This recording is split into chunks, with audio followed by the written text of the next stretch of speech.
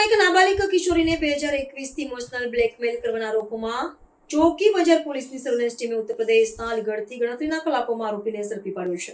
સુરત શહેરમાં એક ગંભીર ગુનાનો પર્દાફાશ થયો છે, જ્યાં વર્ષ 2021થી આજ દિન સુધી એક નાબાલિગ પીડિતાને લગ્નની લાલચ આપી જાતિ વિશે અપશબ્દોને તેના બીભત્સ ફોટાઓ વાયરલ કરવાની ધમકી આપી ઇમોશનલ બ્લેકમેલ કરી ટુકડે કુલ ₹66,000 પડાવી લીધા હતા। આ ગંભીર મામલે આરોપી મોહમ્મદ જીશાનને સુરત પોલીસની ચોક બજાર સર્વેલન્સની ટીમે ઉત્તર પ્રદેશના અલીગઢથી ઝડપી લાવી છે। ફરિયાદીશ્રીએ પોલીસને જણાવ્યા અનુસાર આરોપીએ 2021માં ફરિયાદીશ્રીની સગીર દીકરી સાથે ઇન્સ્ટાગ્રામ પર સંપર્ક કર્યો હતો અને ત્યાર પછી વોટ્સએપ અને વિડીયો કોલિંગ દ્વારા સતત સંપર્કમાં રહ્યો। લગ્નની લાલચ આપી આરોપીએ પીડિતાની બીભત્સ હાલતમાં તસવીરો પાડી અને ત્યારબાદ સમૂહમાં કેવા લોકો સાથે લગ્ન કરવા જોઈએ તે અંગે જાતિ આધારિત અપમાનજનક શબ્દો કહ્યા હતા।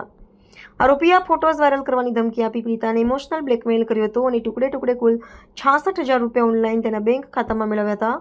વધુ પૈસા ન મોકલવાને બદલે જાનથી મારી નાખવાની ધમકી પણ આપી હતી। આ કેસમાં પોક્સકો અને એટ્રોસિટી કાયદા હેઠળ આરોપીને ગ્રેપ્તાર કરવામાં આવ્યો છે।